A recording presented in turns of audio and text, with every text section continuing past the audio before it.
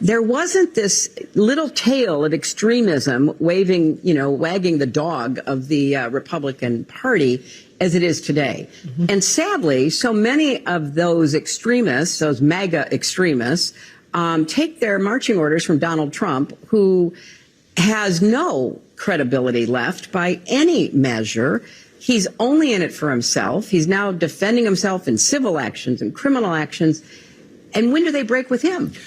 Because at some point, maybe there needs to be a formal deprogramming of the cult members, but something needs to happen. And how do you do that? Because you said you have to defeat them by defeating their leader. Their leader is Donald Trump. Even you have said that you expect him to be the Republican nominee. How does this change at all? At this point, I think, sadly, he will still likely be the nominee, and we have to defeat him. And we have to defeat those who are the election deniers, as we did in 2020 and 2022.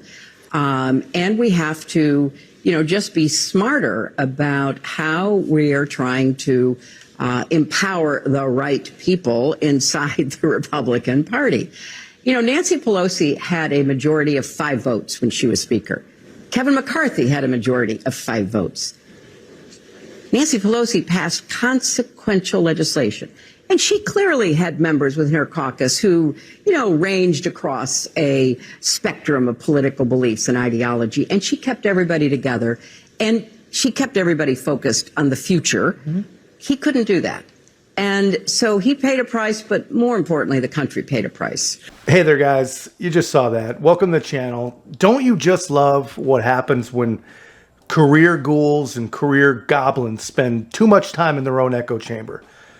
Here we have Hillary Clinton opining on someone else's credibility using weaponized and fraudulent prosecutions and court actions as some sort of proof that Donald Trump is damaged goods, holding it up as if to say, see guys, I told you so. I tried to tell you. Well, here's the thing, Hillary. If it were true, if the guy was half as bad as you say, why did you have to manufacture a fake scandal? Why did you have to fake a scandal? A scandal that got out of control and really became your scandal, except for the fact that the friends, like your fine journalist friend here, they never call you on it. And then, of course, it's awesome when the leftists say the quiet part out loud.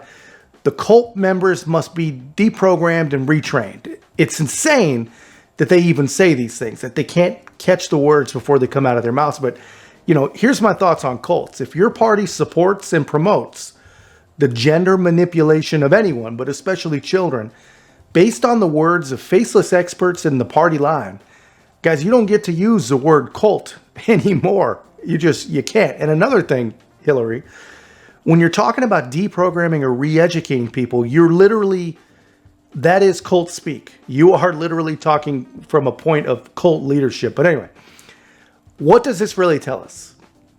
All of this, all of the reemergence of the disappearing Clinton is all about her anger and her fury over Speaker Kevin McCarthy losing his job. And ask yourself, if the UNI-PARTY doesn't exist and it's just a figment of our imagination, and if McCarthy wasn't really a major ally to the American left, then why all the anger? Why all the vitriol from the worst presidential candidate in American history? Why are they all so crazy, so upset, so beside themselves? I mean, do they now realize that whoever is going to replace him is not going to play so nice with the establishment? I mean, how did they not figure this out? Who do you have to blame for this? They're blaming Republicans. They're all coming after Matt Gaetz. But Leader Jeffries is much more to blame than Matt Gaetz, if you ask me. And as I said before in a different video, Nancy would have never screwed this up, because now it looks like they're going to have to deal most likely with a Speaker Jim Jordan, the same guy who's been using Judiciary Committee to go after government corruption, which, when I say government corruption, we all know that just means Democrat corruption. But he just got the endorsement of President Trump, which has given us some pretty classy and pretty classic reactions. And I'm going to show you a couple. Take a look at this. But before we do, guys, if you guys haven't already, help us get our message out there and join our growing community. Make sure to like, comment, subscribe, share the channel. Take a look at this. Mr. President, former President Trump endorsed Congressman Jim Jordan for House Speaker. Could you see yourself working with Congressman Jordan if he is the next Speaker? And do you have any concerns about who might fill that position? Look, whomever the House Speaker is, I'm going to try to work with. They control half the Congress, and I'm going to try to work with them. There's some people I imagine it's going to be easier to work with than others, but whoever the Speaker is, I'll try to work with. Yeah, breaking news overnight in the race for Speaker of the House. Former President Donald Trump, who was said to be a potential candidate himself, has made an endorsement. Nicole Killian is on Capitol Hill with the whiplash of this new development. Nicole, good morning. Hey, good morning to you, Nate. Former President Trump at one point said he would even be willing to take the Speaker's job himself temporarily and visit the Hill next week. But now he is endorsing House Judiciary Chairman Jim Jordan. He called Jordan a star, writing that he is strong on crime, borders, our military vets, and Second Amendment. He will be a great Speaker of the House and has my complete and total endorsement. Jordan and Majority Leader Steve Scalise are vying for support to replace former Speaker Kevin McCarthy and are holding calls with various factions of the GOP conference. Trump ally Florida Congressman Matt Gaetz put forth the motion to remove McCarthy this week. Gaetz told CBS Miami reporter Jim DeFede he consulted with the former president before the historic ousting. Did he sign off on that? Did he give you his blessing? I think his exact words, Jim, were do what you have to do. And that was enough of a blessing for me. McCarthy has said this is personal with Gaetz. Last night, at least one Republican lawmaker called for McCarthy to be restored as Speaker. Trump's endorsement of Jordan now puts the Ukraine funding fight front and center since Jordan opposes it, while Scalise supports it. Jerika?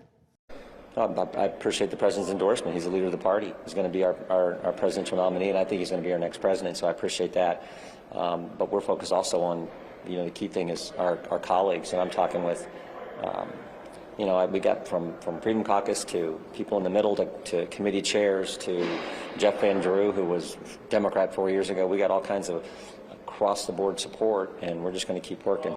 So, yeah, even though the entire Democratic caucus voted in absolute and total lockstep, as usual, to remove Kevin McCarthy, now both sides of our degenerate government are absolutely melting down over the fallout. And honestly, I'm surprised they did it. What did they think was going to happen? I mean, I imagine, they got rid of him because, like Matt Gaetz said, neither side can trust him. I get all that. But even though the Democrats can't trust him, they knew that when it's all said and done, that they could get him to do basically anything that they want.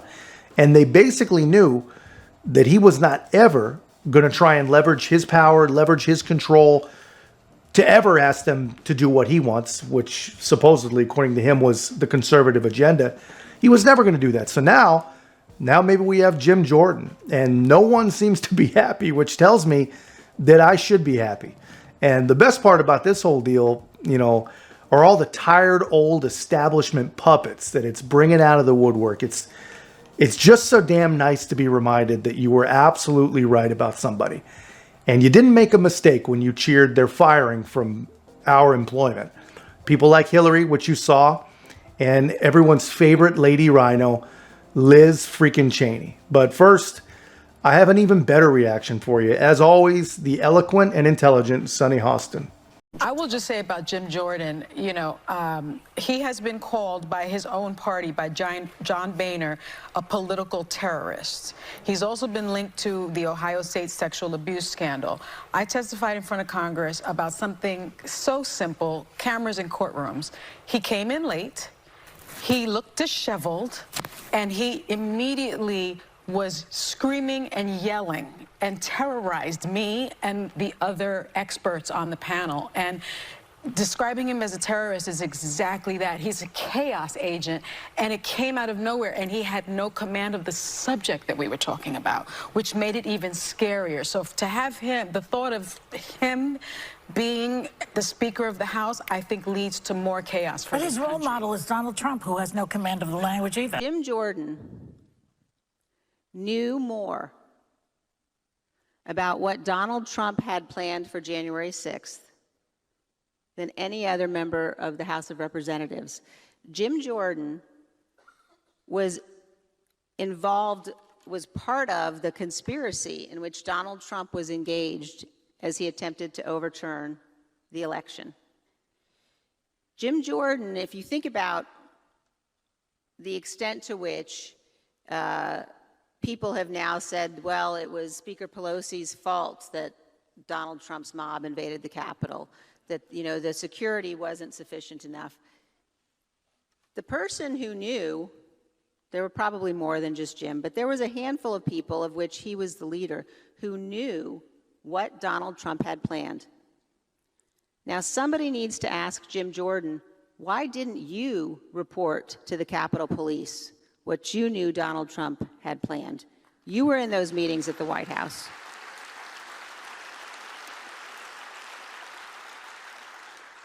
And if the Republicans decide that Jim Jordan should be the Speaker of the House, there will, and by the way, I don't think that's going to happen. I think he'll lose.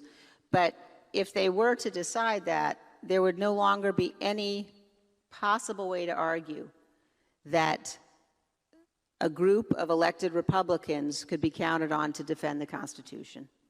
I'm going to try and dig up that hearing that Sonny was talking about. Something tells me she's not sharing the full truth, the full story with her mushy brain viewers. But really, guys, let me know in the comments, what does this all tell you? Because it tells me that we may have found our guy. I'm actually digging this whole chaos agent vibe. Not exactly how I personally would describe Jim Jordan, but I'd definitely wear that t-shirt. But anyway, guys, that's just my take. Let me know yours in the comments. If you haven't already, please make sure to like, comment, subscribe. Most importantly, share the channel. We'll see you in the next one.